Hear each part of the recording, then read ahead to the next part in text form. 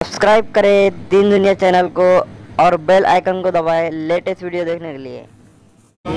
तस्वीरों में आप देख सकते हैं कि जम्मू के लोग भी बाहर आए हैं खुल के और साफ किया है कि इस तरह का हीनेस क्राइम बर्दाश्त नहीं किया जाएगा और आसिफा के सपोर्ट में बाहर आए हैं। आसिफा के जो भी आसिफा की 8 साल की बच्ची के साथ हुआ उसका सपोर्ट में बाहर आए हैं कि जल्द से जल्द ये जो भी कार्रवाई की जाए वो की जाए और उसके माँ बाप को इंसाफ मिल सके, जो कि एक बड़े ही दर्दनाक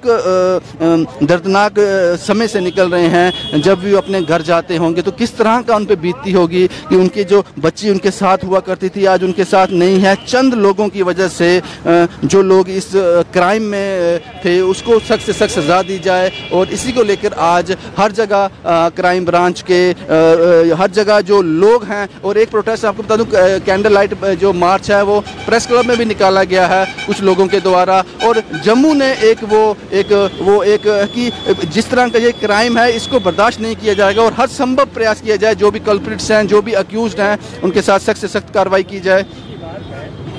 यहाँ कुछ लोगों ने अपने वेस्टेड इंटरेस्ट के लिए बड़े अजीब से सवाल उठाना शुरू किए। मेरा उन लोगों से यह सवाल है कि जिस क्राइम ब्रांच की एसआईटी के ऊपर वो लोग सवाल उठा रहे हैं उनसे ये मैं पूछना चाहता हूं कि उनको क्या पता है कि उस एसआईटी में कितने लोग हैं और वो कौन कौन लोग हैं।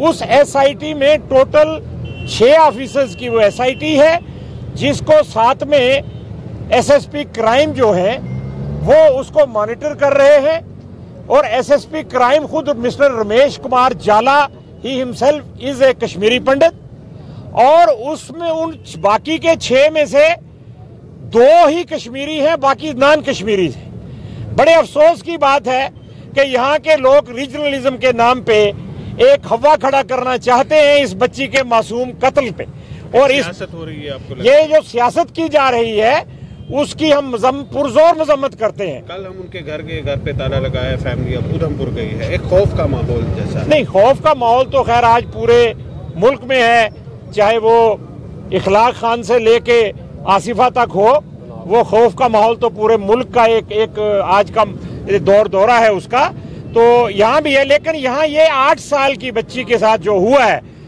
इससे हम पूरे मुल्क की कॉन्शियंस को इस हादसे ने झंझोड़ दिया है और हम सरकार से, महबूबा जी से खास तौर पे, क्योंकि आज हमने सुना है कि उन्होंने कहा है कि हम कानून लाने वाले हैं कि माइनर के रेप पे फांसी की सजा होनी चाहिए। सिर्फ वो काफी नहीं है। जब तक अगर उनकी नीयत अच्छी है सरकार की तो सरकार को इस केस को मिसाली बनाते हुए फास्ट ट्रैक, ऐसे केसेस के लिए फास्ट ट्रैक कोर्ट्स का गठन करना चाहिए जिनमें ये केस जिस दिन चालान पेश हो तो ये डे टू डे हियरिंग इसकी हो और 2 और 3 या 4 महीने में इसका फैसला हो जाए ताकि लोगों के लिए ये एक मिसाल बने और वो लोग जो कि इस तरह की हरकतें करते हैं मजहब के नाम पे, समाज के नाम पे, कलर कास्ट क्रीड के नाम पे, उन लोगों को एक करारा जवाब इसका मिले। ये हिंदुस्तान की कॉन्शियंस आज महबूबा मुफ्ती जी से और इस सरकार से जो कि बीजेपी और पीडीपी की है उससे सवाल करती है कि इसके लिए उनकी नीयत को हम तभी मानेंगे कि अगर वो फास्ट ट्रैक कोर्ट का गठन करेंगे। चलान तो पेश हो गया है और उस चलान की डे टू डे सुनवाई अगर अब होगी तो हमें यकीन आएगा कि सरकार की नीयत जो है वो खरी है। और आज हम चूंकि बैसाखी के दौर में हैं, वो बैसाखी जिस दिन के खालसे का जन्म हुआ और खालसे का जन्म सिर्फ मरने के लिए हुआ था क्योंकि उसने हमेशा मजलूम के लिए आवाज उठाने के लिए ये खालसा कौम का जन्म हुआ। तो आज इस बैसाखी के दिन, अपने जन्मदिन पे, हम ये तमाम रियासत ही नहीं पूरे हिंदुस्तान के लोगों को ये यकीन दिलाते हैं कि खालसा और सिख सिर्फ लंगर ही लगाना नहीं जानता, वो मजलूम की हिफाजत के लिए अपनी जान देना भी जानता है और दे के दिखाएगा।